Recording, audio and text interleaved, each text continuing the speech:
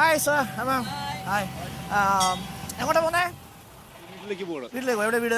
വീട് ഇവിടുന്ന് കുറച്ച് 2-3 കെട്ടിയപ്പുറം. 2-3 കെട്ടിടം. കുപ്പപ്പുറം എന്ന് പറയും. കുപ്പപ്പുറം അല്ലേ? ഓക്കെ. എവിടെ എന്ത് ചെയ്യുന്നു? ഞാൻ വർക്കിന് പോയിട്ട് വന്നു. വർക്കിന് പോകും. അപ്പോൾ ഏത് മണ്ഡലത്തിലാണ് വോട്ട്? മാവേലിക്കരയാണോ ആലപ്പുഴയാണോ? ആലപ്പുഴ. ആലപ്പുഴയാണ്. എന്താ സാധ്യത ഇത്തവണ? ട്രെൻഡ് ഒരു മാറ്റം ഉണ്ടാവണമെന്നാണ്. മാറ്റം ഉണ്ടാവണം. AC വേണുഗോപാൽ വരുന്നു, ശോഭാ സുരേന്ദ്രൻ വരുന്നു അല്ലേ? സ്ഥിരമായിട്ട് ബോട്ടിലാണോ യാത്ര ചെയ്യുന്നത്? ബോട്ട് യാത്ര ഞങ്ങൾ വീട്ടിലേക്ക് പോകാൻ ബോട്ടിലാണ് പോകുന്നത്. ബോട്ടിലാണ് പോകുന്നത്. നല്ല രസമല്ലേ? ബോട്ടെ ആശ്രയിച്ചാണ് കഴിയിൽ പോകുന്നത്. എല്ലാവരും ബോട്ടെ ആശ്രയിച്ച് പോകുന്നവരാണ്. ബോട്ടിനെ ആശ്രയിച്ച് പോകുന്നവരാണ്. ഒന്ന് യാത്ര കാണാൻ നല്ല സുഖമുണ്ട്. പിന്നെ വലിയ ചൂടറിയില്ല. ചൂട് എപ്പോഴും കാറ്റാ. കുറച്ച് നല്ല കാറ്റായിരിക്കും. നല്ല കാറ്റ് വരും. ഇവിടെ നമുക്ക് കാറ്റ് എപ്പോഴും കിട്ടിക്കിടും. നല്ല കാറ്റായിരിക്കും. ശരിക്കും പറഞ്ഞാൽ ഒന്ന് ആലോചിച്ച് നോക്കൂ.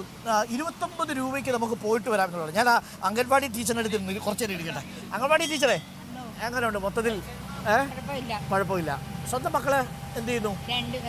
മോളെ വിവാഹം കഴിച്ച് ഡിഗ്രിക്ക് പഠിക്കുന്നു. എവിടെയാ? മോൾ ആലപ്പുഴ പഠിക്കുന്നു. ആലപ്പുഴ. സുഖമായിട്ട് പോകുന്നുണ്ടല്ലോ? കുഴപ്പമില്ല. അപ്പൊ ഇപ്പൊ ടീച്ചർ പോയാൽ എപ്പോ തിരിച്ചു വരും?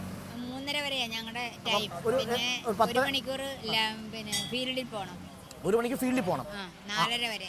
അപ്പോൾ ആ സമയത്ത് അംഗൻവാടി ടീച്ചർ ആശാ വർക്കർമാരുടെ ജോലിയും കൂടെ ചെയ്യും അല്ലേ? അത് വേറെ രീതി. അതെ. ഇത് രണ്ടും കൂടി പരമാവധി 10,000 രൂപയാണ്. എത്രയാണ് കിട്ടുന്നത് ഇപ്പോൾ നിങ്ങൾക്ക്? 13 രൂപ.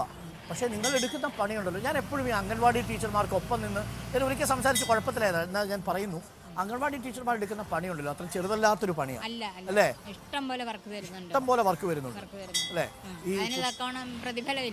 ഈ കുരുന്നുകളെ കുറുമ്പന്മാരെ നോക്കുകയും വേണം.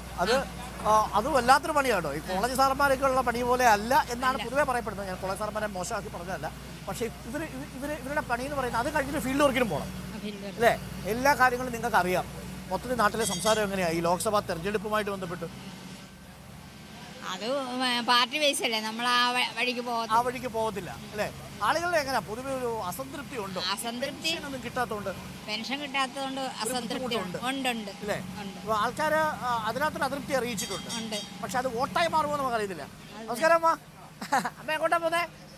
എവിടെ പോവാ? എവിടെയാ? അതെവിടെയാ? അടുത്താണോ? അടുത്ത ചെട്ടിയാണോ? അല്ല.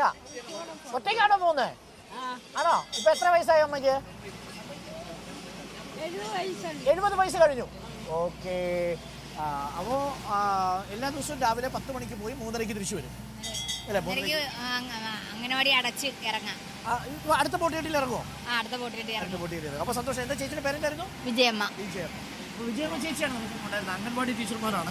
അംഗൻവാടി ടീച്ചർമാരുടെ ഒരു പ്രത്യേകത പ്രേക്ഷകർക്ക് അറിയാവുന്നതുപോലെ വലിയ ബുദ്ധിമുട്ടുള്ള കാര്യമാണ്. ഇത് നമ്മൾ ഇവിടെ ഇരിക്കാൻ പാടില്ല. നമ്മൾ നിയമവിരുദ്ധമായ കാര്യങ്ങൾ ചെയ്തില്ല അല്ലേ ലാസ്കർ? ശരിയല്ലേ?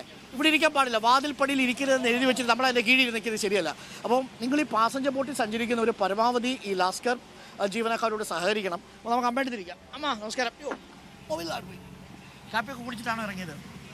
കാപ്പി കുടിച്ചിട്ടാണ് ഇറങ്ങിയത്. എവിടെയാണ് വീട്?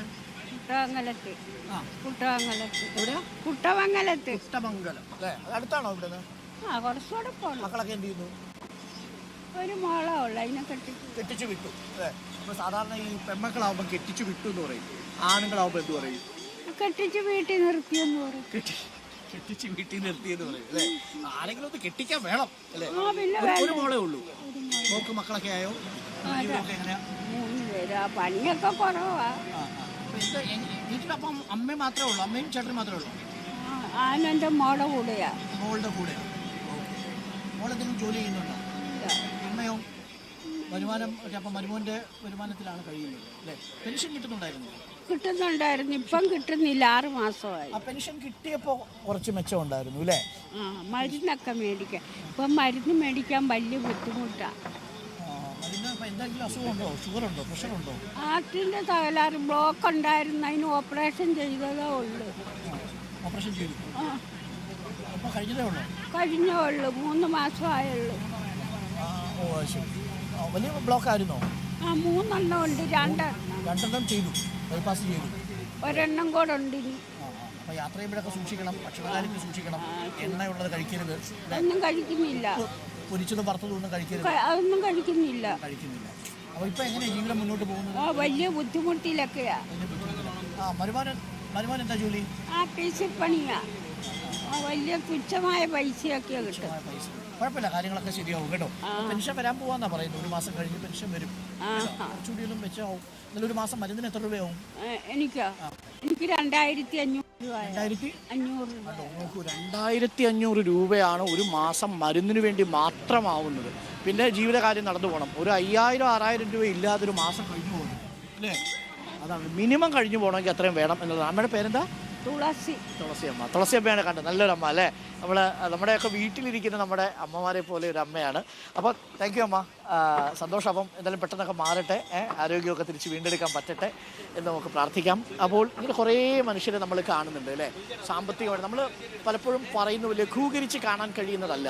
സർക്കാർ ആ പെൻഷൻ തുക ഉയർത്തിയപ്പോൾ അത് വലിയ ആശ്വാസമായിരുന്നു തുളസിയമ്മയെ പോലെയുള്ളവർക്ക്. പക്ഷെ അത് കിട്ടാതായപ്പോൾ കിട്ടിക്കൊണ്ടിരുന്നത് മുടങ്ങുമ്പോൾ ഉള്ള ഒരു ബുദ്ധിമുട്ടും കൂടിയാണ് അവർ നമ്മളെ അറിയിച്ചത്.